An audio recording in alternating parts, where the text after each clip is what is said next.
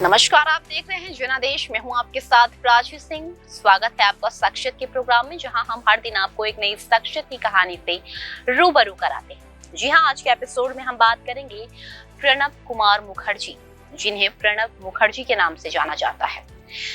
ये एक भारतीय राजनेता और राजनीतिज्ञ थे, जिन्होंने 2012 से 2017 तक भारत के 13वें राष्ट्रपति के रूप में कार्य किया।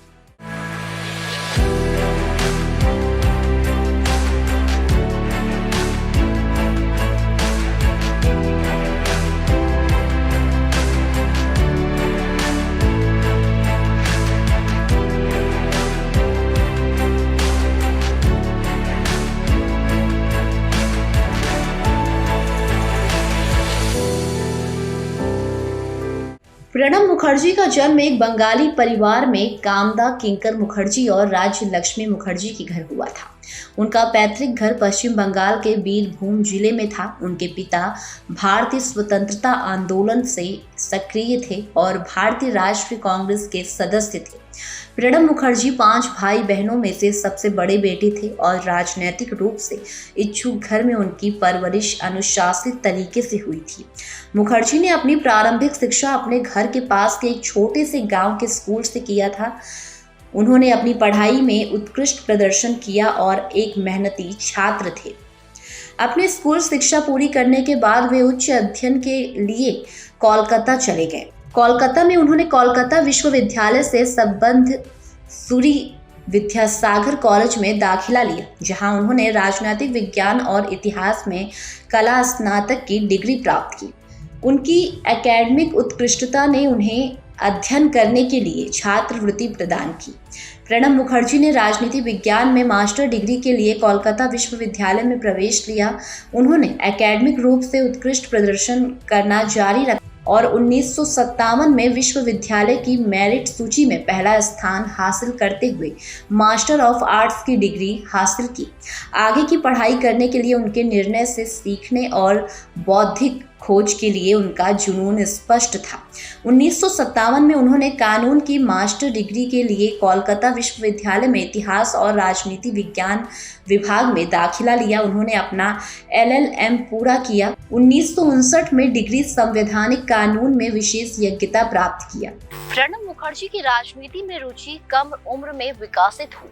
मुख्य रूप से भारतीय स्वतंत्रता आंदोलन में उनके पिता की भागीदारी के कारण वो अपने कॉलेज के दिनों में भारतीय राष्ट्रीय कांग्रेस में एक सक्रिय सदस्य बने रहे और भारतीय युवा कांग्रेस से जुड़े रहे। उनके असाधारण संगठनात्मक कौशल और राजनीतिक कौशल ने पार्टी के भीतर वरिष्ठ नेताओं का ध्यान आकर्षित किया। 1963 में मुखर्जी आधिकारिक तौर पर भारतीय राष्ट्रीय कांग्रेस में शामिल हो गए और भारतीय संसद के ऊपरी सदन राज्यसभा के सदस्य बने। उन्होंने अपनी बुद्धिमत्ता, प्रतिबद्धता और स्पष्ट भाषणों के कारण पार्टी के भीतर तेजी से प्रसिद्धि प्राप्त की। उन्हें संवैधानिक मामलों की गहरी समझ के लिए जाना जाता था और उन्हें अक्सर महत्वपूर्ण मुद्दों पर बहस में योगदान देने के लिए बुलाया जाता था। कांग्रेस पार्टी के भीतर प्रणब मुखर्जी का उत्थान स्थिर लेकिन महत्वपूर्ण था। उन्होंने 1973 में इंदिरा गांधी के प्रधानमंत्रित्व काल में औद्योगिक विकास के उप मंत्री के रूप में नियुक्त किया गया था। उनकी भूमिका में नीतियां बनाने और औद्योगिक परियोजनाओं को लागू करना शामिल था। मुखर्जी के उत्कृष्ट प्रशासनिक कौशल और विस्तार पर ध्यान ने उन्हें सरकार के लिए एक मूल्यवान संपत्ति बना दिया। 1975 में जब इंदिरा गांधी ने आपातकाल की घोषणा की, नागरिक स्वतंत्रता को निलंबित कर दिया।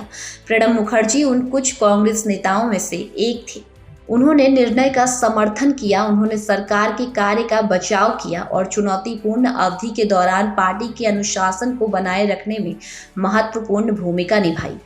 1980 में जब इंदिरा गांधी सत्ता में लौटी तो मुखर्जी की वफादारी और समर्पण को पुरस्कार दिया गया। उन्हें इंदिरा गांधी के मंत्रिमंडल में वित्त मंत्री के रूप में नियुक्त किया गया था।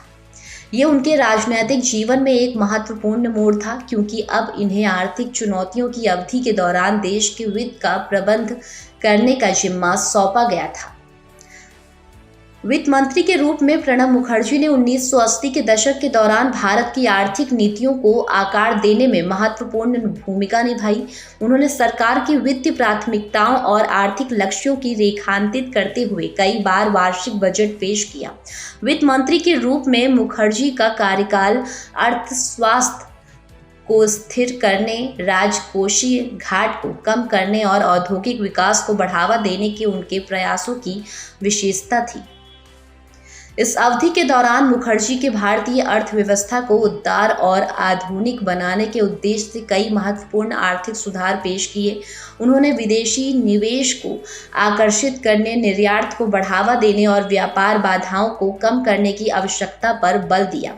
उन्होंने कर प्रणाली को सुव्यवस्थित करने और राजस्व संग्रह में सुधार के उपाय भी शुरू किए।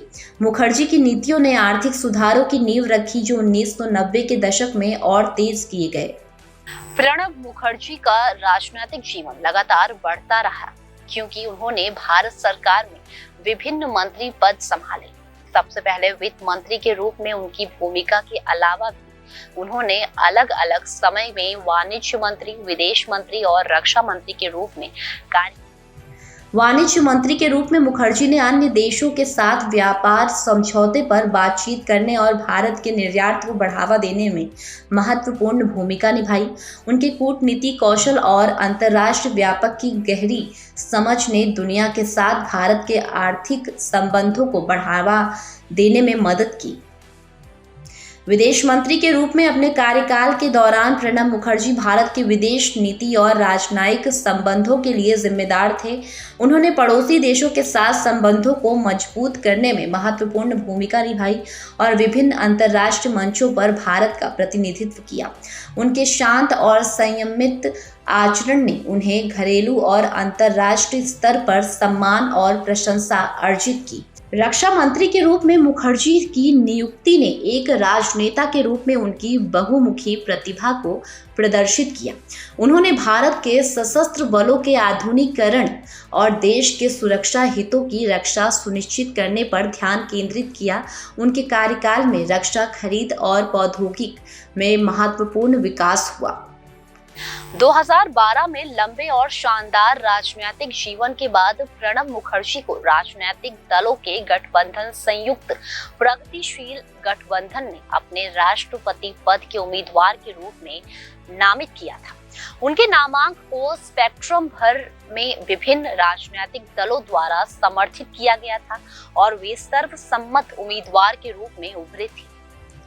प्रणब मुखर्जी ने राष्ट्रीय चुनाव जीता और 25 जुलाई 2012 को भारत के 13वें राष्ट्रपति के रूप में शपथ ली। राष्ट्रपति के रूप में अपने कार्यकाल के दौरान उन्होंने शिक्षा, समावेशी विकास और राष्ट्रीय एकता को बढ़ावा देने पर ध्यान केंद्रित किया। उन्होंने वैश्विक मंच पर भारत का प्रतिनिधित्व करते हुए कई राजकीय दौरे किए। 2017 में राष्ट्रपति के रूप में अपना कार्यकाल पूरा करने के बाद प्रणब मुखर्जी ने सक्रिय राजनीति से संन्यास ले लिया, लेकिन सार्वजनिक जीवन में एक सम्मानित व्यक्ति बने रहे। उन्होंने अपनी अंतर्दृष्टि और अनुभवों को साझा करते हुए कई किताबें लिखी और राष्ट्रीय महत्व के मामलों में एक प्रभावशाली आवाज बने रहे। मुखर्जी कई पुस्तकों के लेखक थे, जिसमें से beyond survival, emerging dimension of India economic और चैलेंजेस बिफोर द नेशन शामिल है। 2019 में उन्हें भारत के सर्वोच्च नागरिक सम्मान भारत रत्न से सम्मानित किया गया। तो आज के एपिसोड में फिलहाल के लिए इतना ही। उम्मीद है आज का एपिसोड यानी कि प्रणब मुखर्जी की कहानी आपको पसंद आई होगी। कल फिर मिलेंगे एक और नई शख्सियत की कहानी लेकर। तब तक के लिए मुझे इजाजत दीजिए और देश और दुनिया की खबरों में बने रहने के लिए देखते रहिए जनादेश। नमस्कार।